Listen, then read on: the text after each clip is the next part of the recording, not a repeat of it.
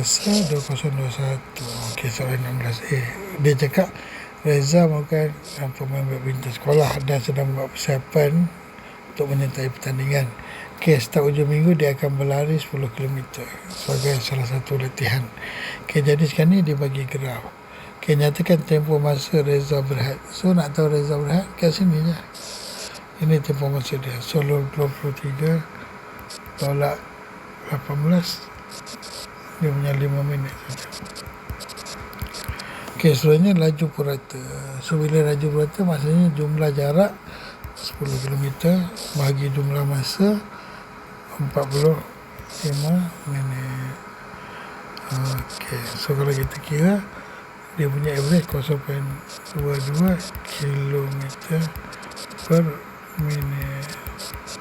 Okey, dah selesai. So kalau faham, jangan lupa like, follow, share dan share video ni. Jumpa lagi untuk video akan datang.